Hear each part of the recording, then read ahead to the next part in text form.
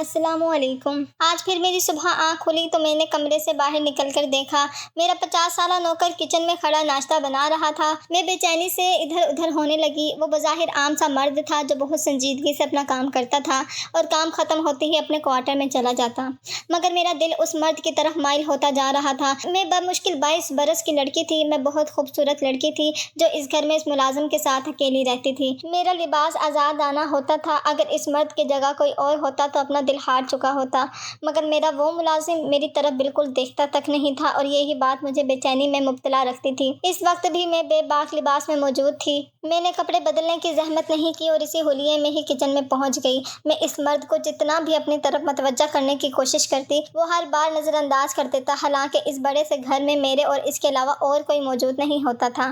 میری والدہ 10 سال پہلے وفات پا چکی تھی اور والد کچھ ہی عرصہ پہلے کویت جا چکے تھے۔ جانے سے پہلے میرے والد نے ایک 50 سالہ مرد کو گھر میں ملازم کے طور پر رکھ لیا۔ میں سارا دن اس ملازم مرد کے ساتھ گھر پر اکیلی رہتی۔ کچھ وقت گزرا تو میں اس مرد ملازم کو اپنے ارد گرد دیکھتے رہنے کی وجہ سے اس کی طرف متوجہ ہونے لگی، مگر نہ جانے وہ کس مٹی کا بنا تھا کہ مجھ جیسی حسین اور کم عمر لڑکی کو اکیلا پا کر بھی متوجہ نہیں ہوتا تھا۔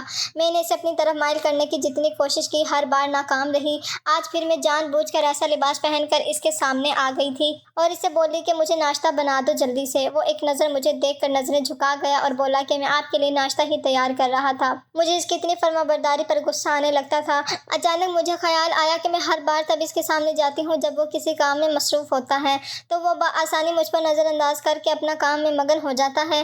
میں اسے فارغ وقت میں اپنے سامنے لانا چاہتی تھی۔ ایک شیطانی خیال آتے ہی میں مسکرائی اور اس سے بولی کہ ناشتہ میرے کمرے میں مجھے لا دینا، میری طبیعت ٹھیک نہیں ہے۔ میری بات پر وہ ٹھٹک گیا، کیونکہ آج تک چاہے وہ اور میں گھر پر اکیلے رہتے تھے مگر ہمیشہ وہ کمرے کی حد سے باہر ہی رہا تھا اور اکیلے کمرے میں کبھی داخل نہیں ہوتا تھا، مگر آج میں نے اسے اپنے کمرے میں بلا لیا تھا۔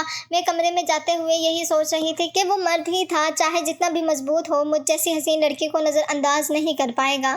کمرے میں جا کر میں صوفے پر لاپرواہی سے بیٹھ گئی۔ کچھ دیر گزری تو وہ کمرے کے دروازے پر دستک دینے لگا۔ میں نے اسے کہا کہ اندر آ جاؤ۔ وہ جھجک کر کمرے میں داخل ہوا اور کھانا میرے سامنے رکھ کر جانے لگا، مگر اچانک میں نے اسے روک لیا اور بولی کہ تمہیں کام کرنے میں کوئی مسئلہ تو نہیں ہوتا؟ اگر تم اکیلے کام کر کر کے تھک جاتے ہو تو میں کسی اور ملازم کا بندوبست کر سکتی ہوں۔ میں نے جان بوجھ کر اسے بات کرنے کے لیے روکا تھا تاکہ میری طرف متوجہ ہو، مگر وہ ہاتھ باندھے نظر جھکا کر میرے سامنے کھڑا ہو گیا اور بولا کہ میرا اتنا کام نہیں ہوتا، ہم گھر میں کسی بھی دوسرے ملازم کو نہیں رکھ سکتے۔ آپ کے والد نے جانے سے پہلے سختی سے منع کیا تھا۔ اس کی بات پر حیران ہوئی اور بولی کہ ایک بات مجھے اب تک حیران کرتی ہے، کیا تم میری الجھن دور کر سکتے ہو؟ وہ میرے سوال پر سوالیہ نظروں سے مجھے دیکھنے لگا۔ میں بولی کہ میرے باپ نے مجھے ہمیشہ آزادی کی زندگی دی ہے، مگر اتنی آزادی کا تو میں سوچ بھی نہیں سکتی تھی کہ میرے والد مجھ جیسے جوان اور کم عمر لڑکی کو اکیلے اس گھر میں تمہارے حوالے کر کے چلے جائیں گے۔ انہیں کسی ملازم پر کبھی اعتبار نہیں رہا تھا، تو پھر تم میں ایسی کیا بات ہے کہ وہ تم پر اعتبار کر کے مجھے یہیں چھوڑ گئے؟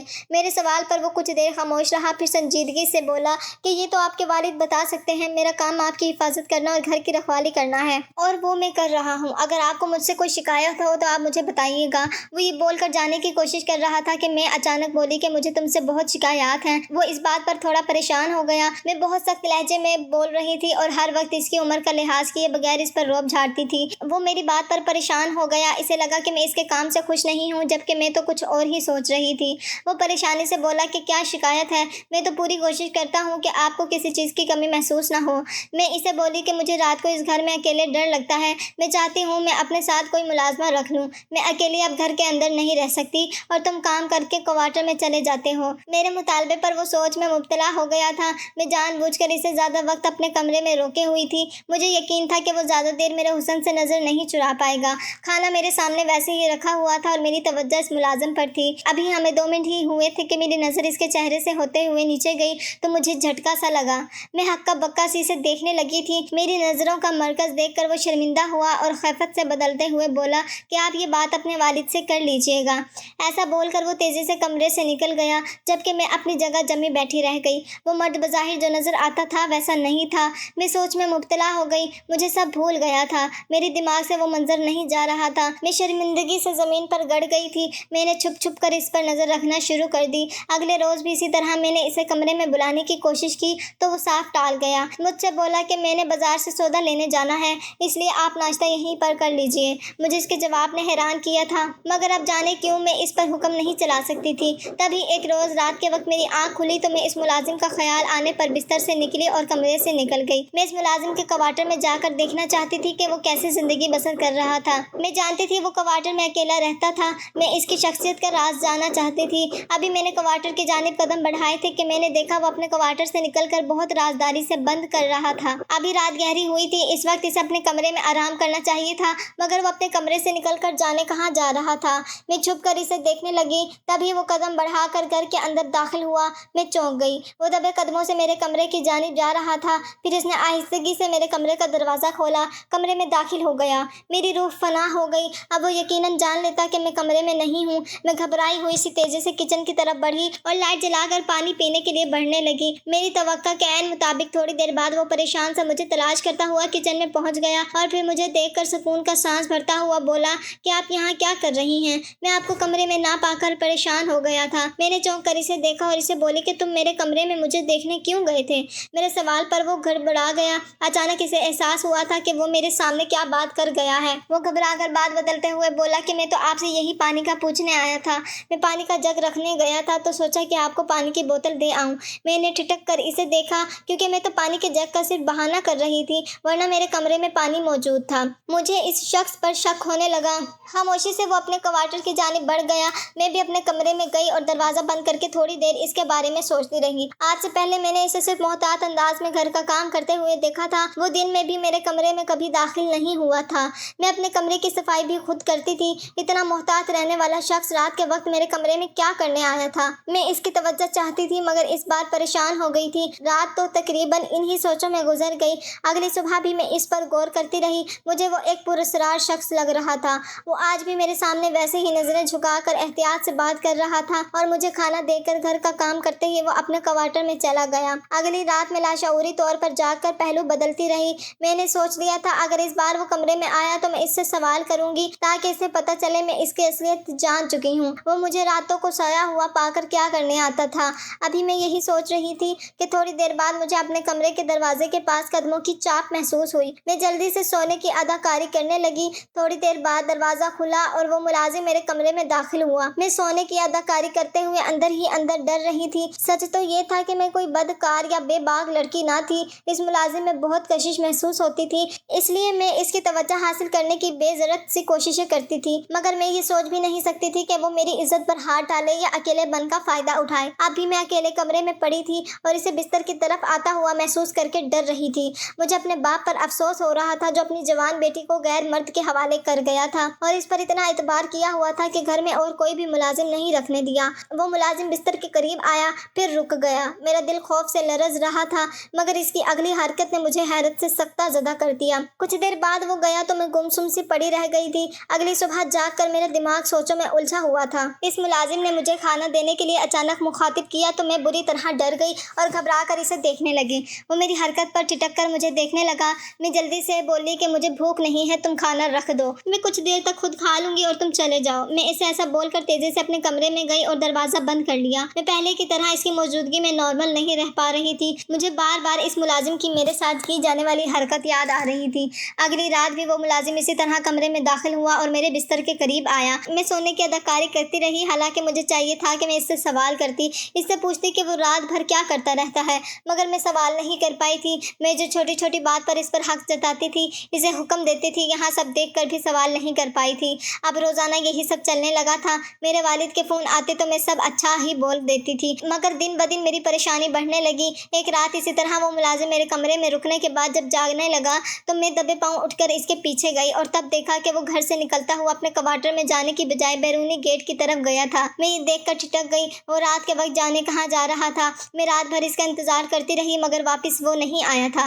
نیند میری آنکھوں سے ویسے ہی روٹھ چکی تھی۔ خوف کی وجہ سے مجھ سے اب سویا نہیں جا رہا تھا۔ اوپر سے اس ملازم کی دن بدن کی جانے والی مشکوک حرکتیں مجھے ڈرا رہی تھیں۔ وہیں باہر صوفے پر بیٹھ کر اس کا انتظار کر رہی تھی اور جب فجر کی اذانیں بلند ہونے لگی تو بیرونی دروازے پر کھٹکا ہوا۔ میں چونک کر اٹھی اور باہر دیکھنے لگی۔ وہ ملازم گھر میں داخل ہو رہا تھا۔ میں نے حیرت سے اس کا حلیہ دیکھا۔ اس کے لباس پر کہیں کہیں خون لگا ہوا تھا اور وہ بری طرح تھکا ہوا تھا۔ وہ محتاط قدم اٹھاتا اپنے کوارٹر کی جانب چلا گیا جبکہ میں سوچ میں مبتلا بیٹھی رہ گئی۔ نہ جانے وہ رات کو کہاں جاتا تھا اور اس کے لباس پر وہ خون کیسا تھا؟ اس کی شخصیت مجھے مزید الجھاتی جا رہی تھی۔ میں سچ جاننا چاہتی تھی مگر اس سے سوال کرتے ہوئے مجھے اب اب ڈر لگنے لگا تھا۔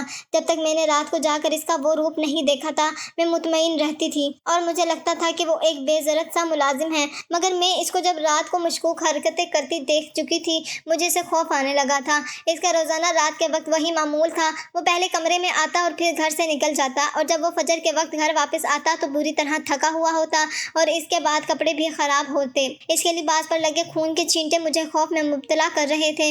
میں سوچ سوچ کر بری طرح پریشان رہنے لگی۔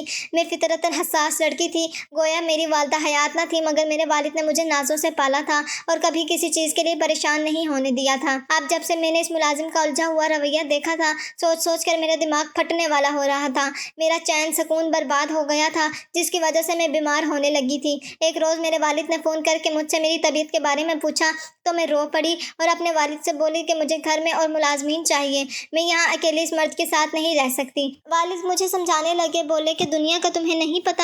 وہ بولے کہ غریب لوگ بہروپی ہوتے ہیں، وہ بظاہر کچھ اور نظر آتے ہیں جبکہ اندر سے کچھ اور ہوتے ہیں۔ میں تمہاری حفاظت کے لیے بہت پریشان رہتا ہوں، تمہارے اچھے مستقبل کے لیے مجھے یہاں سے آنا پڑا۔ میں چاہتا تھا کہ تمہیں اپنے پاس بلا لوں مگر میں وہ بھی نہیں کر پا رہا، لیکن میں اب کسی انجان شخص پر اعتبار نہیں کر سکتا، تمہارے ساتھ صرف وہی ملازم رہے گا۔ مجھے اپنے باپ کی سوچ پر حیرت ہونے لگی، نہ جانے وہ اس مرد پر اتنا اندھا اعتبار کیسے کرتے تھے۔ میں نے اپنے والد سے کہا کہ آپ نے ٹھیک کہا، دنیا کے دو روپ ہیں، لوگ چہرے بدل بدل کر ہم جیسوں کو پاگل بناتے ہیں۔ میں بھی اس لیے اس ملازم سے ڈرنے لگی تھی۔ میں نے اپنے باپ سے کہا کہ یہ بھی تو ہو سکتا ہے کہ وہ اتنا اچھا نہ ہو جتنا میرے والد کو لگتا ہے، مگر میرے والد نے مجھے کہا کہ میں اس پر آنکھیں بند کر کے اعتبار کر سکتا ہوں، اس کے بارے میں اگر کوئی بھی مجھے اسے الٹی سیدھی بات کہے گا تو میں کبھی بھی یقین نہیں کروں گا، کیونکہ وہ تمہارے ساتھ کچھ غلط نہیں کر سکتا۔ مجھے اس پر پورا اعتماد ہے۔ اپنے والد کی اتنی یقین پر میں مزید پریشان ہو گئی۔ میں نے سمجھ لیا کہ میرے والد میری کسی بات کا یقین نہیں کریں گے، جبکہ میں اپنے والد کو سچ بتانا چاہتی تھی۔ میں نے اس روز بات کرنے کا ارادہ بدل لیا، لیکن اکیلے میں سوچ سوچ کر پریشان ہونے لگی۔ اس ملازم کا اب بھی وہی معمول چل رہا تھا، وہ مزے سے رات کے وقت گھر میں دندناتا پھرتا تھا اور اپنی مرضی سے جب چاہا تھا گھر سے نکل جاتا تھا اور اپنی مرضی سے واپس آ جاتا۔ مجھے اس شخص سے اب ڈر لگنے لگا تھا۔ میں نے اپنے باپ کو اشاروں میں بتانے کی بہت کوشش کی، مگر میرا باپ اس ملازم کے بارے میں کچھ بھی سننے کو تیار نہ تھا۔ ایک روز میں نے پریشانی سے اپنے باپ کو کہا کہ انہیں اپنی بیٹی پر یقین کرنا چاہیے۔ میں جانتی ہوں کہ یہ ملازم ویسا نہیں ہے جیسا نظر آتا ہے اور چھپ کر کوئی مشکوک حرکتیں ضرور کر رہا ہے۔ میرے والد چونک کر بولے کہ کیوں، وہ تمہارے ساتھ ایسا کیا کرتا ہے جو تمہیں اس سے خوف محسوس ہو رہا ہے؟ اس سے پہلے کہ میں اپنے والد کو کچھ بتاتی اچانک اس ملازم نے میرے سامنے چائے لا کر رکھی اور سخت نظروں سے دیکھنے لگا۔ میں بری طرح ڈر گئی۔ میں نے بہانے سے بات بدل کر کال کاٹ دی تو وہ بولا کہ اپنے والد کو الٹی سیدھی باتیں کر کے پریشان مت کریں، اگر آپ کو مجھ پر کوئی شک ہے تو آپ مجھ سے بات کر سکتی ہیں۔ آپ کو مجھ میں ایسا کیا مشکوک نظر آیا جو آپ کو پریشان کرتا ہے اور ڈراتا ہے؟ میں نے آپ کے ساتھ کبھی کوئی ایسی ویسی حرکت نہیں کی اور بہت احتیاط سے رہتا ہوں، تو آپ فکر مت کریں، آپ کو میں کبھی کوئی نقصان نہیں پہنچاؤں گا۔ وہ شخص بہت نرمی سے بات کر رہا تھا، مگر میں جانتی تھی کہ وہ مجھے سختی سے دھمکا رہا تھا کہ میں اپنے والد سے کچھ بات نہ کروں۔ میں خاموشی سے سر جھکا گئی۔ میں اپنے والد کو بتانا چاہتی تھی۔ میں نے اس ملازم کا دھیان خود سے ہٹانے کے لیے کہا کہ مجھے اس پر کوئی شک نہیں ہے، بس میں تنہائی اور خوف کا شکار ہوں اور اکیلی نہیں رہ سکتی، اس لیے میں چاہتی ہوں کہ میں کچھ اور ملازمین رکھوں۔ میں نے وہی بہانہ پھر سے دہرا دیا، مگر اس بار میں نے سچ بولا تھا۔ میں واقعی خوف زدہ رہنے لگی تھی۔ وہ میری بات پر سوچتی نظروں سے مجھے دیکھنے لگا، پھر بولا کہ پریشان نہ ہو، اب آپ کو ڈر نہیں لگے گا۔ میں نے اس بار بھی خاموشی سے سر ہلا دیا۔ میں چاہتی تو کمرے میں بند رہ کر بھی اپنے باپ کو بتا دیتی، مگر مجھے محتاط رہنا پڑا تھا۔ اس روز کال کے بعد وہ ملازم بھی مجھ پر نظر رکھنے لگا۔ پہلے وہ کام کرتے ہی کوارٹر میں بند ہو جاتا، مگر میں نے محسوس کیا کہ وہ سارا دن گھر پر ہی رہتا ہے۔ رات کو بھی میرے سونے سے پہلے وہ بار بار کمرے کے باہر آتا تھا اور کمرے میں جھانکتا تھا۔ مجھے اس شخص سے شدید الجھن ہونے لگی۔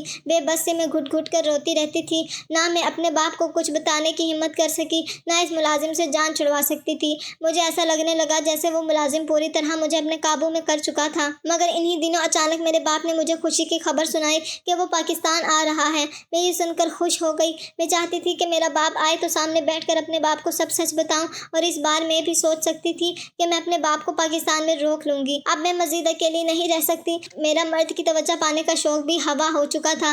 میں ان دنوں خوش رہنے لگی۔ میں نے محسوس کیا کہ وہ ملازم میرے والد کے آنے کا سن کر بہت پریشان رہنے لگا تھا۔ کچھ دن بعد میرے والد گھر آ گئے۔ ملازم پھر سے پرانی روٹین پر آ گیا، کام کرتے ہی گھر سے چلا جاتا۔ میں اپنے باپ کے ساتھ اکیلی ہوتی تھی۔ میرے والد مجھے دیکھ کر پریشان ہو گئے اور بولے کہ تم بہت کمزور ہو گئی ہو، آخر کیا پریشانی ہے؟ میں نے تمہیں ہر سہولت دی ہے اور یہ ملازم بھی مجھے یہی بتاتا تھا کہ اس نے تمہارا بہت خیال رکھا۔